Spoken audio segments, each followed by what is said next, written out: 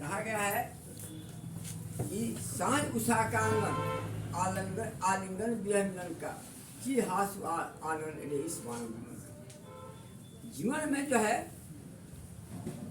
सुख और दुख दोनों साथ साथ है, दोनों एक ही सिक्के के दो पहलू हैं। आप जानते हैं कि संस्कार जो है हमारा 16 प्रकार का संस्कार है जीवन में। संस्कार का मतलब है अनुशासन। शिक्षा में 5 संस्कार हैं, बाकी संस्कार तो अलग अलग हैं। और 5 संस्कार में ही आप लोगों को जीवन को चक्र की तरह घुमाना है। और इसी के बाद जा करके अंतिम जो स्टेज चल रहा है, ये आप लोगों का लिए 5वां है। 5वां का मतलब होता है कि कहीं भी कोचिंग हो, चाहे कहीं शिक्षक संस्थान हो, उसमें बच्चे पढ़ते हैं।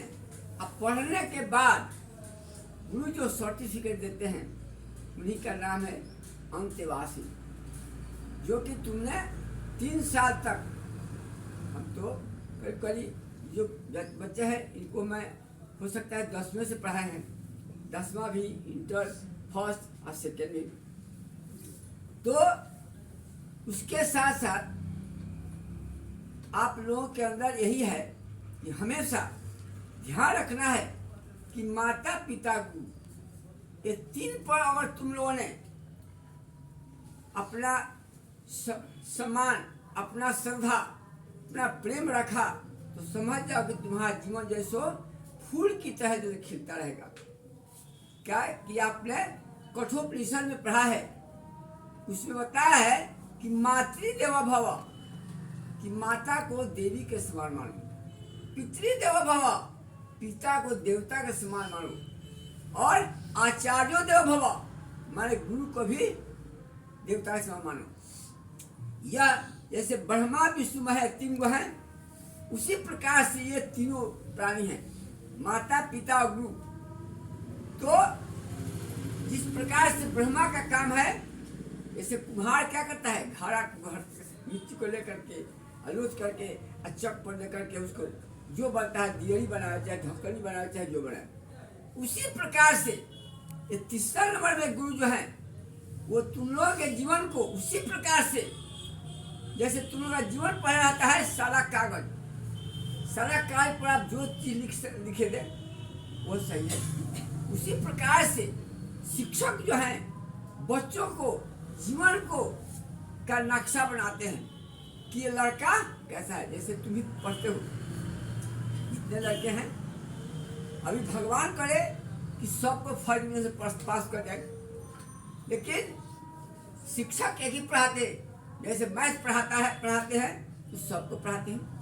अब उसी में कोई टॉप कर गया, कोई फेल कर गया। तो कहने का मतलब है गुरु जो है वो धोखेबाजी नहीं किए हैं, तुम धोखेबाजी किए हैं कि गुरु के कथानुसार और उनके बताए हुए मार्ग पर तुम्हें नहीं चला है। ये सब थे। अब तो है, आप जानते हो कि कर्तव्य अधिकार, जो कर्तव्य है वही मेरा अधिकार होता है। से रोड पर चलना मेरा अधिकार है, तो कर्तव्य होता है कि हम दूसरों को भी चलने दें। उसी प्रकार से तुम लोगों का भी है कि अच्छी तरह से पढ़ो और पढ़ करके और दूसरे को भी मदद करो। गुरु तो हमेशा जैसे तुमको मदद करता ही है। और ये दिमाग रखो कि कभी भी अपनी आत्मा से 3 आदमी को मत हटाना। माता पिता गुरु को कभी भी बाहर मत करना। वो अपने तीनों जो है आपको ज्ञान की ज्योति हमेशा देते रहेंगे। आपको मैंने बताया कि माता पिता गुरु को कभी भी सैल्यूट मत डालना। बताए हैं कि तुम जो हो ठंडा तार हो और तुम्हारे माता पिता गर्म तार हैं।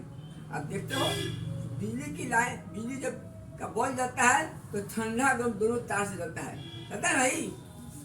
तो जब तुमने गुरु और माता पिता के पैर को छूते हो तो माता पिता के हित मैंने शरीर से ज्ञान रूपी ग्रम जो है ज्ञान निकलता है और तब तुम्हारा प्रकाशित होते हो। इसीलिए हमेशा हमारे साहब कह रहे हैं कि गुरु गोविंद दोनों खड़े काके लागू पाए बड़े हारी गुरु आपने जिन गोविंद ये बताए है ना। तो कहने का मतलब है कि अगर मान लीजिए कोई गुरु और भगवान को खड़ा कर देगा तो आप सबसे पहले किसको प्रणाम करोगे? क्यों?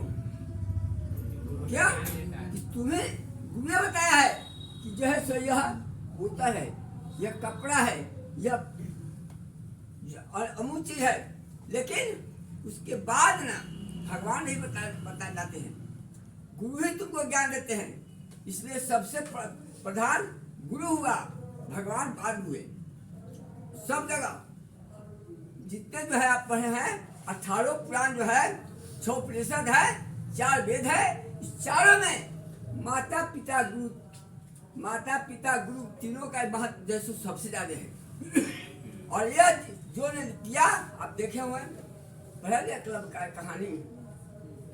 एकलव्य जैसो क्या था, द्रोणाचार्य को गुरु मान लिया था, लेकिन द्रोणाचार्य से थोड़ा सा धोखाधड़ी की, उनको ज्ञान नहीं दिए क्योंकि गुरु जानता था, लेकिन मान लिया था कि हमारे गुरु हैं। और जा करके जंगल में एकलव्य ने उनकी मूर्ति बना करके और धनुष बांध कर उन्हें क्या किया, अभ्यास किया और अंत में सबसे टॉप हो गया। उसके बाद में उसका मैंने केस जो से बढ़ गया था, मैंने उसका चेहरा दिखाई नहीं देता था। उसी समय द्रोणाचार्य ने अर्जुन को लेकर के चले थे, एकलव्य से भेंट कर कहाँ है, जब चले तो कुत्ता उस पर चल दिया एकलव्य पर, तो चला तो उसने ऐसा मारा, एक के बाद 5 को बाण खींच कर मारा कि कुत्ता को इधर से चारों से छेद दिया और भागता गया। तब तक निर्भर पड़ा द्रोणाचार्य को, कहे भाई कौन आदमी है जैसा मारा है कि एक के बाद में 5 मुंह है। जब आने के बाद देखा कि भाई जाके गोद पर गया तो कहा तुमने शिक्षा ग्रहण किया है, तुमको दक्षिणा दिया है, जो दक्षिणा लेना है देखिए, दक्षिणा लेना है तो अपना दाहिना हाथ का अंगूठा दे दो। इसलिए उन्होंने भी धोखाधड़ी की, दाहिना हाथ से कोई तीर खींच कहता है, इसलिए उनको मारे क्या चढ़ाया और टन से मारा, जाके उनके हाथ अंगुली में जाके अंगूठा कट के गिर पड़। और उसके बाद क्या किया कि निशाना का अभ्यास होने लगा और उस समय वो तीर को खींच करके इसी तरह से खींच के मारा तो अर्जुन के बाण से दुगना जैसे जाकर गिरा।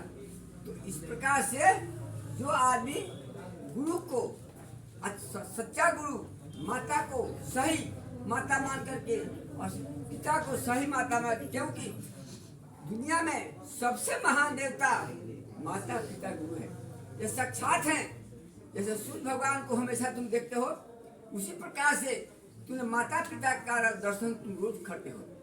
इसलिए तुमको कर्तव्य हमेशा माता कभी भी जाओ काम करने के लिए तो पहले जाकर के माता से आदेश लो, माता का पैर छूकर प्रणाम करो और उसे कहो कि मैं माता जी मैं परीक्षा देने जा रहा हूँ, चाहे इंटरव्यू देने जा रहा हूँ, चाहे जो करने जा रहा हूँ, यह कह करके उसे आशीर्वाद लेके जाओगे, तुम्हारा काम सफल होगा, इसमें दो मत। इसलिए बाबू तुम अपना कर्तव्य का पालन करो।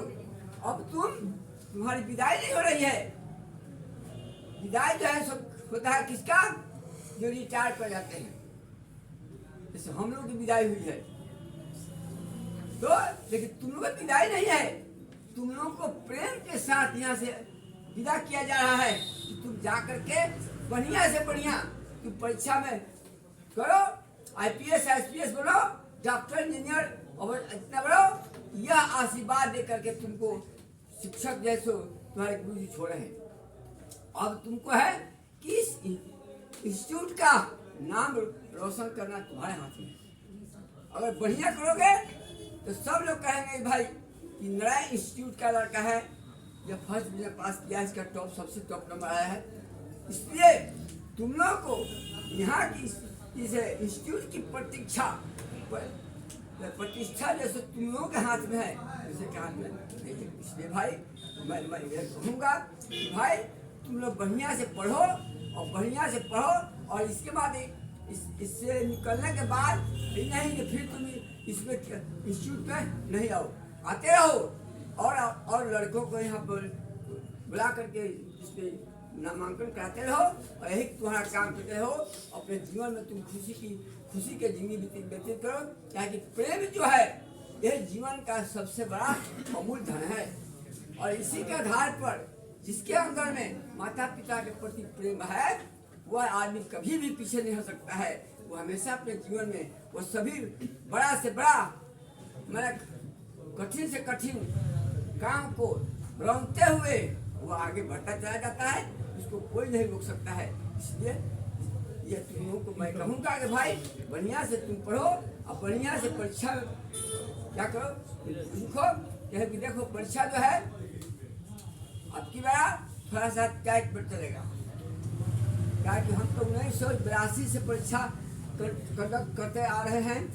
इसलिए तुमको सबको जितना है वैक्सीन वाला आप उसको का सर्टिफिकेट बना लीजिएगा, और बना करके उसका ट्रू कॉपी ओरिजिनल अपने घर पर रख लीजिएगा।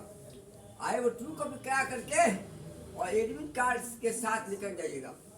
कहा कि तुमको गेट पर पहले सबसे पहले हमको कि इंडक्शन हम लोग हमारे स्कूल में आ गया है, अभी हम पढ़ कर आए हैं, तो उसमें देता है कि भाई सर्टिफिकेट एडमिट कार्ड के साथ सर्टिफिकेट दिखाएगा, और तब जैसे पुलिस चाहे जो भी पदाधिकारी है उसको गेट पास देगा, नहीं तो तुमको परीक्षा देने नहीं देगा, तो लौटाएगा।